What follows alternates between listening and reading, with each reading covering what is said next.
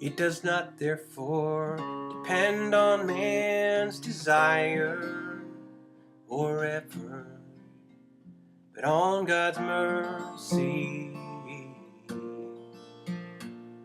For the scripture says to Pharaoh, I raised you up for this very purpose, that I might display my power in you, and that my name might be proclaimed in all the earth.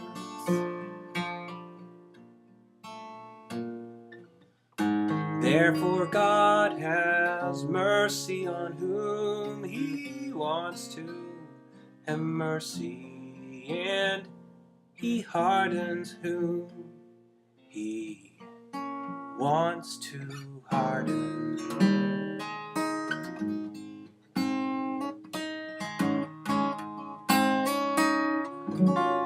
One of you will say to me, then why does God still blame us? For who resists his will? But who are you? Oh man, to talk back to God.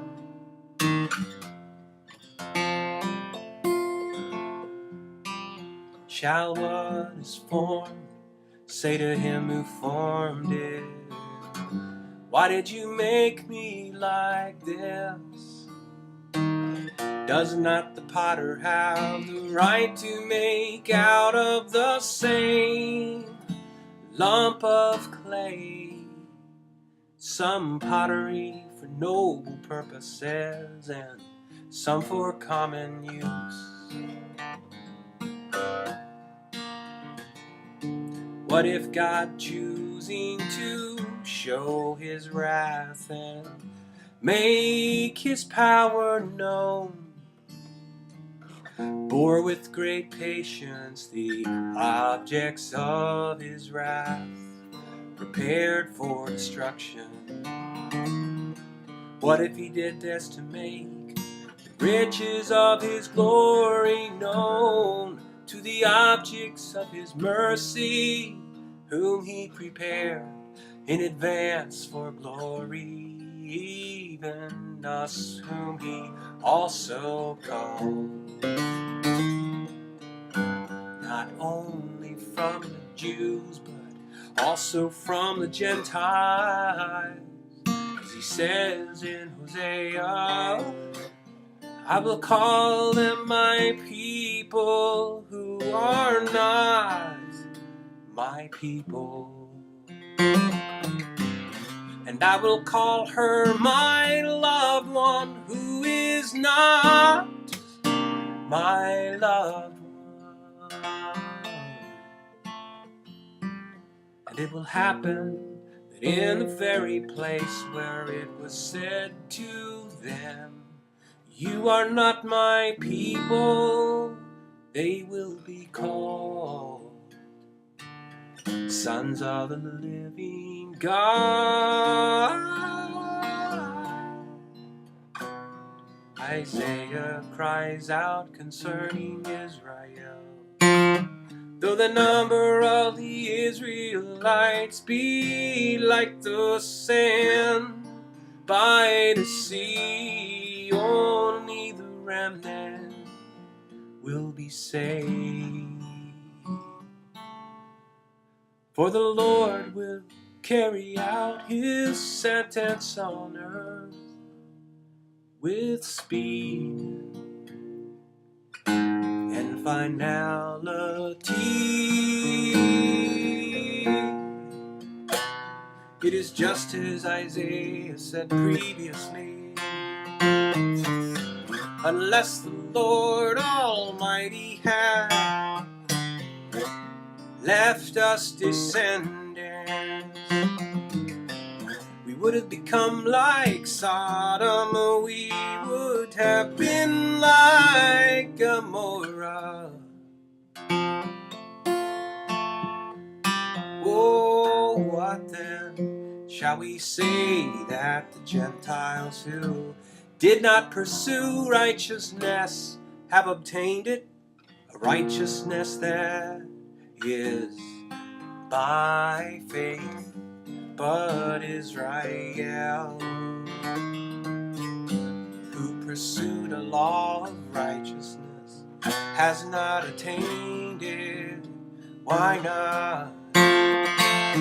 Because they pursued it not by faith, but as if it were by works.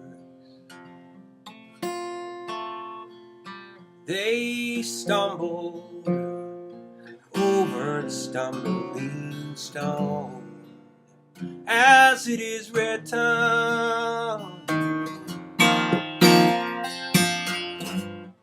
see, I lay in Zion a stone that causes men to stumble, and a rock that makes them fall. And the one who trusts in him will never be put to shame. And the one who trusts in him will never, never be put to shame. No, see, I lay in Zion a stone that causes men to stumble, and a rock that makes them fall. And the one who trusts in him will never be put to shame. And the one who trusts in him will never, never, no, never be put to shame.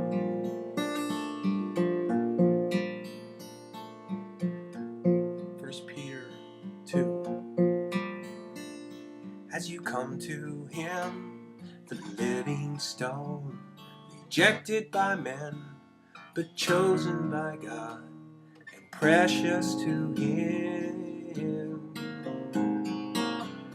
You also, like living stones, are being built into a spiritual house to be a holy priesthood, offering spiritual sacrifices acceptable to God through Jesus Christ. For in the scripture it said, see, I lay a stone in Zion, a chosen and precious cornerstone. And the one who trusts in him will never, never be put to shame. Now to you who believe this stone is precious, but to those who do not believe, the stone the builders rejected has become the capstone. The capstone, and a stone that causes men to stumble, and a rock that makes them fall.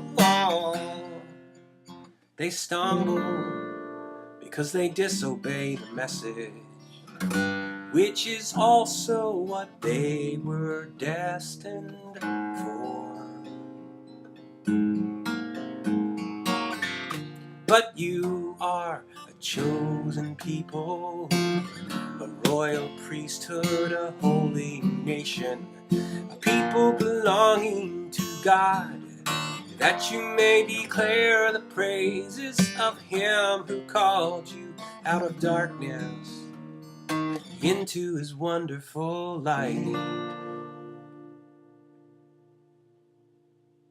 Beautiful verses.